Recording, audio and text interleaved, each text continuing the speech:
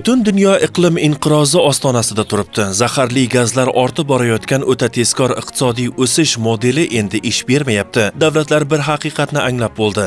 Ekologiyani yo'qotgan millat kelajagini ham yo'qotadi. Shuning uchun dunyo yashil iqtisodiyotga shiddat bilan o'tayapti. O'zbekiston ham bu jarayonda faol ishtirokchiga aylandi. Mamlakatimizda ekologik barqarorlik endi shunchaki shior emas, milliy xavfsizlik siyosatining bir qismi. Eng muhim yo'nalishlardan biri qayta tiklanuvchi energetika. Endilikda daryo suvlari shunchaki oqim emas, balki energiya, iqtisod va mustaqillik manbai. Xususan Chotqol, Chirchiq, Zarafshon kabi daryolarda barpo etilayotgan zamonaviy GESlar nafaqat elektr energiyasi ishlab chiqaradi, balki mamlakatimizning strategik barqarorligini ta'minlaydi.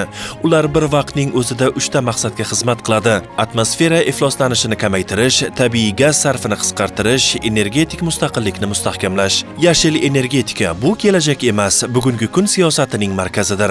Daryo suvini energiyaga aylantirish esa O'zbekistonning ekologik va iqtisodiy siyosatdagi eng dadil qadamlaridan biridir.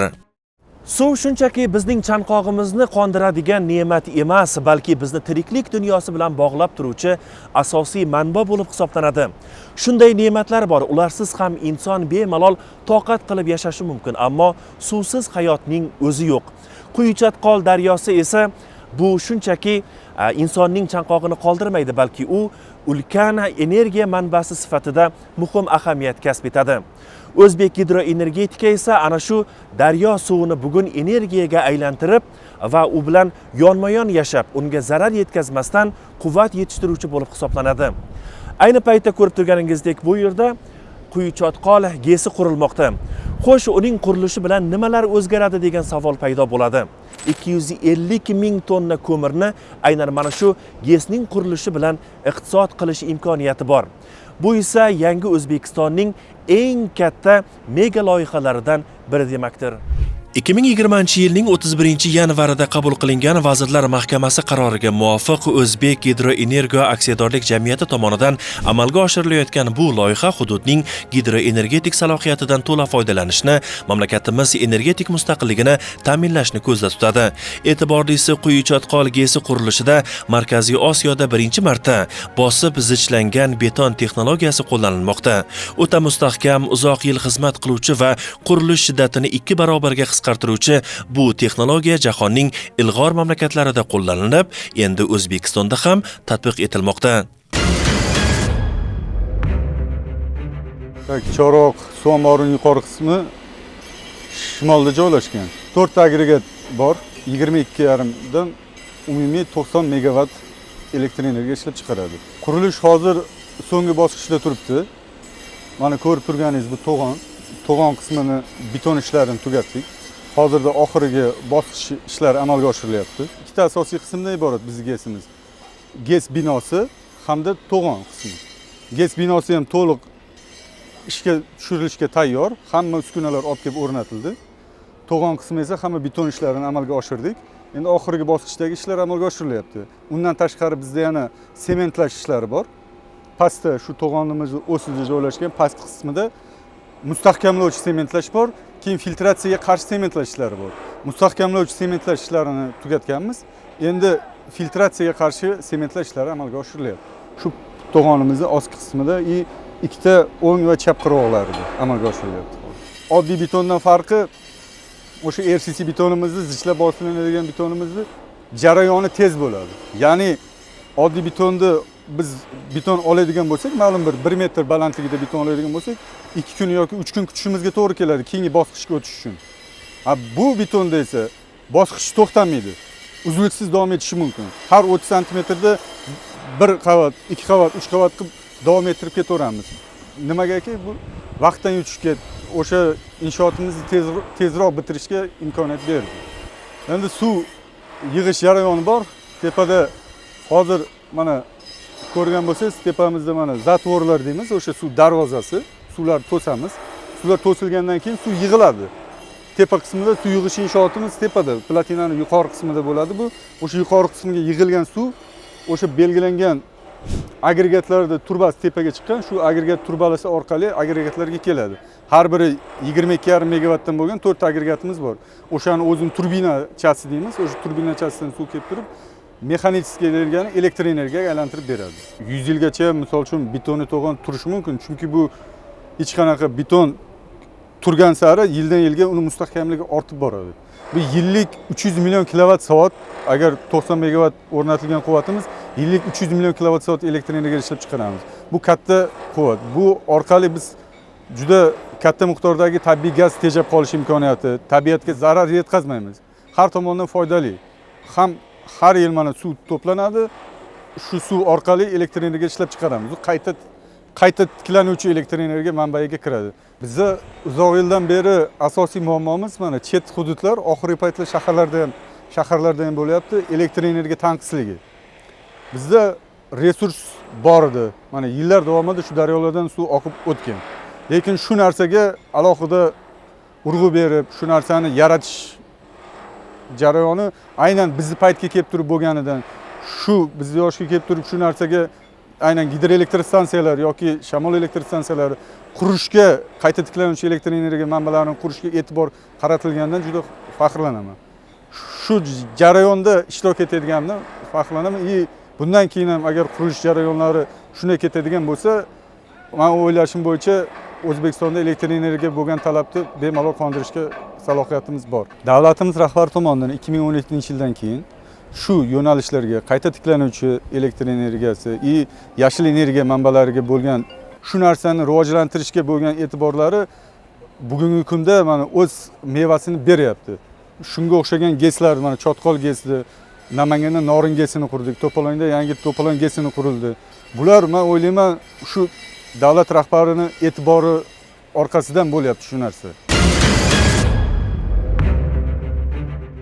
Qurilish jarayonida Germaniyaning Gertek, Italiyaning Matest kabi yetakchi kompaniyalarining ilg'or uskunalaridan foydalanilmoqda. Jahonda faqat 5 ta davlatda qo'llanilgan zamonaviy tasmali konveyer texnologiyasi endilikda O'zbekistonda ham joriy etildi. Shuningdek, 650 metrlik tunnel ochilib, sementatsiya ishlari avtomatlashtirilgan tizimlar orqali boshqarilmoqda. Bu loyihaning murakkab geologik sharoitlariga qaramay, yuqori sifat va xavfsizlik standartlarining ta'minlanishiga xizmat qiladi. Ну, практически на сегодняшний день закончено строительство всех основных сооружений нашего гидроузла. O'zbekistonda gidroenergetika sohasida zamonaviy texnologiyalar asosida amalga oshirilgan yirik va strategik ahamiyatga ega loyiha muvaffaqiyatli amalga oshirilmoqda. Mazkur inshootda mamlakatimizda ilk bor bosib zichlangan beton texnologiyasi qo'llanildi. Bu usul jahon amaliyotida yirik to'g'onlar qurilishida keng qo'llaniladi va qurilish muddatini qisqartirish, sement sarfini kamaytirish hamda konstruksion barqarorlikni oshirish imkonini beradi. Qurilgan beton to'g'onning asosiy parametrlari quyidagicha gapiradigan bo'lsam, balandligi 60 metr, uzunligi 270 metr, to'g'on ustki qismi kengligi 7,5 metr, suv ombori hajmi 6,8 million metr kub. Inshootda 100 minglab kub metr bosib zichlangan beton qo'llanilib, har bir qatlamning zichligi, termik barqarorligi va konstruksion mustahkamligi qat'iy texnologik nazorat ostida ta'minlandi. Loyiha doirasida O'zbekistonda ilk bor to'g'on yuvish galereyasini M800 markali yuqori chidamli beton bilan mustahkamlash ishlari amalga oshirildi. Yuvish galereyasi to'g'on va GES binosi ichki qismida joylashgan bo'lib, uning asosiy vazifasi suv omborida yil davomida to'planadigan qattiq oqimni, ya'ni suvda erigan moddalar va cho'kmalarni yuvib chiqarishdir. Bu jarayonda yillik 1 million metr kubgacha bo'lgan qattiq oqim galereya orqali o'tkaziladi.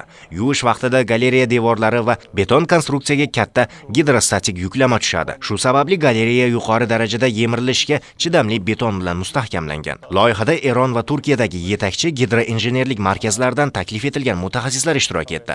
Ular betonning texnologik parametrlari, sifat nazorati, shakl berish va zichlash jarayonlarini muvofiqlashtirishda amaliy yordam berdi. Bu hamkorlik mahalliy muhandis kadrlarning malakasini sezilarli darajada oshirdi. Inshoot tarkibida qurilgan gidroelektr stansiyaning o'rnatilgan quvvati 90 megavatni tashkil etadi. Stansiya 4 ta agregatdan iborat bo'lib, har biri 22,5 megavat elektr energiyasi ishlab chiqarish quvvatiga ega. Loyihaning amalga oshirilishi ekologik jihatdan ham katta ahamiyatga ega. Gidroenergetika atmosferaga zararli moddalar chiqarmaydi. Tabiiy suv resurslaridan toza va qayta tiklanuvchi manba sifatida foydalanadi va mamlakatning yashil energetika strategiyasiga to'liq mos keladi. Inshootning barpo etilishi nafaqat texnik jihatdan yuqori samara berdi, balki gidrotexnik muhandislik sohasida O'zbekiston uchun yangi tajriba maktabini yaratdi. Bosib zichlangan beton texnologiyasi bo'yicha to'plangan amaliy bilimlar kelgusida mamlakatda barpo etiladigan yirik to'g'on va gidroinshootlar uchun mustahkam asos bo'lib xizmat qiladi. Bugungi kunda yangi O'zbekiston o'zining strategik maqsadi energetik mustaqillik va barqaror taraqqiyotni ta'minlash yo'lida ertangi kunni belgilab beruvchi ulkan loyihalarni amalga oshirmoqda.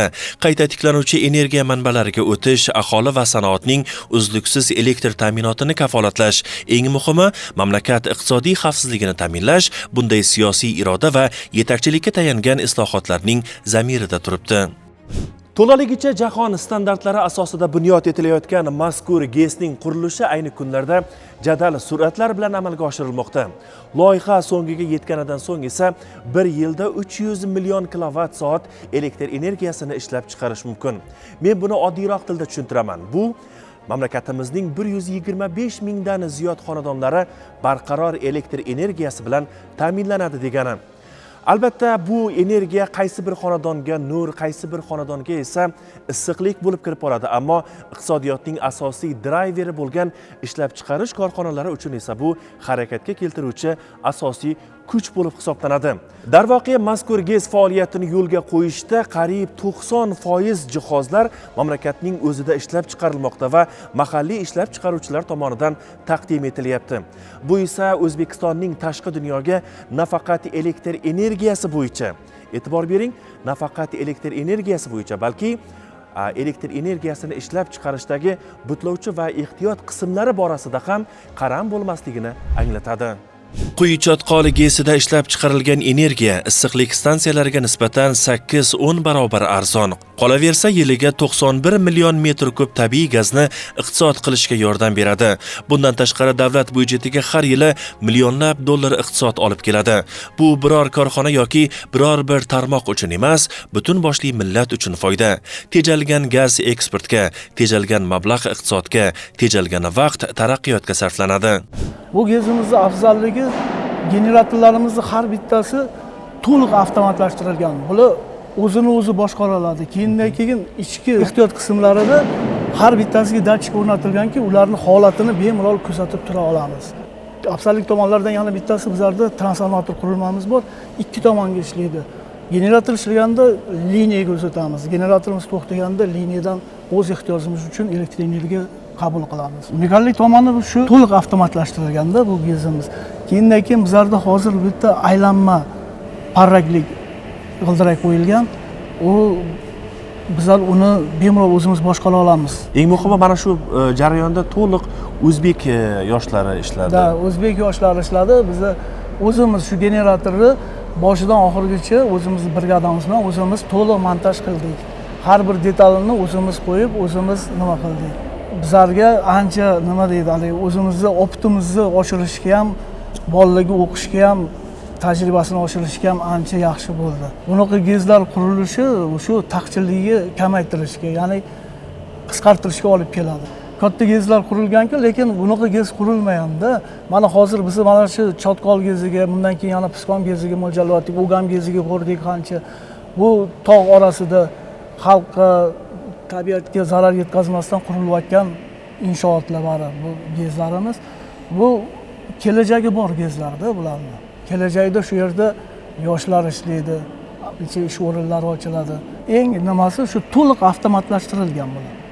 Odam boshqaruvsiz bitta knopka bilan agregat o'zi ishga tushadi, bitta knopka bilan o'zi agregat to'xtaydi. Bu to'liq avtomatlashtirilgan.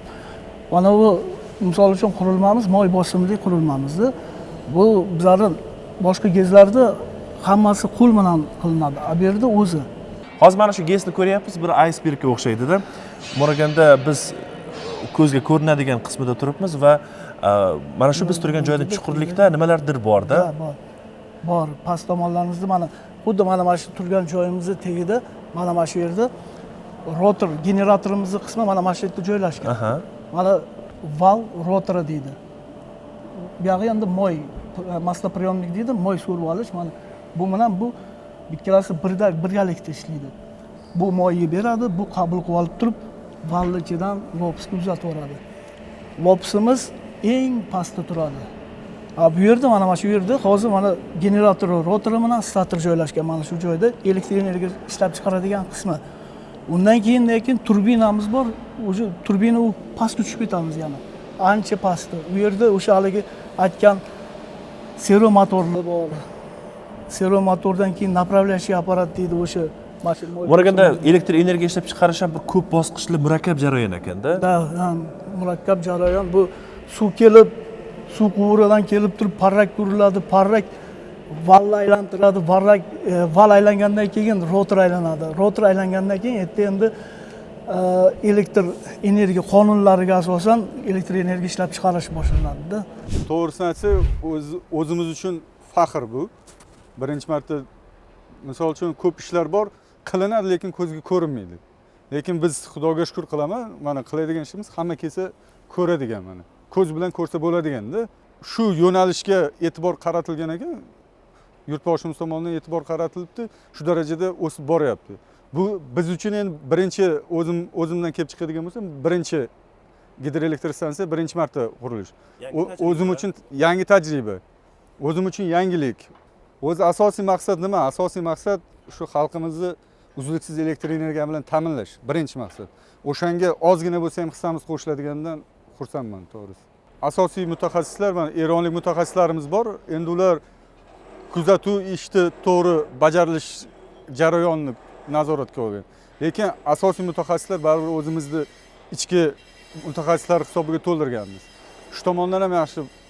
Ba'zan oddiy tuyulgan kerak bo'lgan uskunalarni ham shu yerda o'zi u tomonda chap qirg'oqda baza qildik, shu yerda o'zi yasadik. Boshida nima bo'ldi? Tajriba shu tomondan yaxshi bo'ldiki, raisimiz boshchiligida Rossiyada mutaxassislar olib keldi. Shu endi boshlangan 20-yillar payti edi. O'sha paytda pastda tunnelga metallический quvurlar yasaganmiz. Metal quvurlar. O'sha metal quvurlar katta diametrda edi. 820 diametrda. Unaqa narsa yasaydigan mutaxassislarimiz yo'q edi. O'sha paytda ruslar keldi, 1 yil, 2 yil davomida o'zimizga mutaxassislarga o'rgatdi. Mana 23-yil, 24-yilga kelib shu mutaxassislar erkin o'zi yasaydigan unga tayyor bo'ldi-da, shu narsa bemalol ishonch bilan ayta olishimiz mumkin, o'zimiz qo'limizdan kelar ekan shu narsa. Eshitgan bilan 10 marta eshitganda yo 100 marta eshitganda 1 marta qilgan yaxshi-da. 1 marta bo'lsa ham qilib ko'rdik shu narsani. Ko'zimiz bilan, qo'limiz bilan shu jarayonni boshida o'zimiz turdik. O'zimiz mutaxassislar turdi. O'zimizga yarasha kamchiliklarni ko'rdik, o'zimizga yarasha maktab bo'ldiki, shu narsa bizga ertaga kelajakda boshqa shunga o'xshash to'g'onlarni qura olasam degan savolga bemalol javob bera olishimiz, qura olamiz. O'zimiz mutaxassislar bemalol shu narsaga qobiliyati yetadi. Bitta emas, 10 ta agar qurish lozim bo'lsa, hammasini qurishga salohiyatimiz yetadi. Bugun dunyo energetik xaritasi qayta chizilayotgan bir paytda O'zbekiston ham global transformatsiya markaziga aylanib bormoqda. Tarixda birinchi marta mamlakatimiz o'z elektr energiyasiga bo'lgan ehtiyojni faqatgina manba ko'paytirish orqali emas, balki toza, barqaror va strategik ahamiyatga ega energetika orqali qondirishni maqsad qildi. Ko'zlangan marra, belgilangan vazifa albatta katta mas'uliyat yuklaydi. Shu bois qurilish laboratoriyasiga alohida e'tibor qaratilgan. Ayni paytda biz Quyuchotqol gidroelektr stansiyasi qurilish laboratoriyasida turibmiz. Biz laborantlarning asosiy vazifasi GESimizning va to'g'onimizni mustahkam va sifatli bo'lishidan iborat. Ya'ni bunda bizning qiladigan asosiy vazifamiz nimadan iboratki, betonimizning sifatli bo'lishi, beton uchun ishlatiladigan qum, sement, sheben mahsulotlari, inert materiallarimizning sifatli bo'lishi bizga muhim hisoblanadi. Ya'ni biz yangi turdagi betonni, XCC betondan hozirda to'g'on ko'tardik hamda bu to'g'onimizni ko'tarishda biz bilan eronlik mutaxassislar hamjihat bo'lib ishladik. Ulardan ancha bilimlarni o'rganib, o'zimizning bilimlarni ham mustahkamlab oldik, bilimlar almashdik hamda hozirda biz Amerikaning ISTM standarti bo'yicha ish olib bordik. Hamda hozirda bizda laboratoriyamizda eng ilg'or Italiyaning Matest kompaniyasining uskunalari turibdi. Bizning asosiy vazifamiz nimadan iborat? To'g'onimizning sifatli bo'lishi, to'g'onimizda betonimiz qurilgandan keyin sifatli qaralishi, betonning suv o'tkazuvchanligi, betonimizning sovuqqa bardoshliligi, umrboqiyligi bizning javobgarligimizda bo'ladi. Bizning asosiy maqsadimiz har kunlik qum shebinni tekshirib borish. Ko'rib turgan xonamiz bu bizning beton namunalarini saqlash xonasi hisoblanadi. Ya'ni biz kunlik beton namunasidan silindr va o'zimiz 10 kubik shaklida namuna olamiz va kuni yetgandan keyin uni pressimizda natija qilib, markasi chiqyaptimi, chiqmayaptimi shuni nazorat qilib boramiz. Ish jarayonimizda qandaydir xatoliklarga yo'l qo'yilayotgan bo'lsa, buni tezda bartaraf etishga harakat qilamiz. Yevropa standarti bo'yicha, Yevropa nazariyasi bo'yicha ish olib bormoqdamiz. Ya'ni bu nima degani, yangi texnologiyalar, yangi nazariyalar ustida o'z ishimizni olib borib, o'zimizning to'g'onimizni qurib bitqazdik. Loyiha qurilishida 1800 nafar ishchi ishtirok etmoqda. Demak, taxminan 10,000 oila moddiy barqarorlikka ega. Bu ish o'rinlari, bu mahalliy iqtisod rivoji, bu aholining turmush sifati ko'tarilishi. GESlar faqat energiya ishlab chiqarmaydi, ijtimoiy barqarorlikni yaratadi. Xulosa qilib aytganda esa, Quyi-Chotqol GESi bu shunchaki energetik obyekt emas. Bu O'zbekistonning yangi yo'nalishi, yangi siyosatining amaliy ifodasi.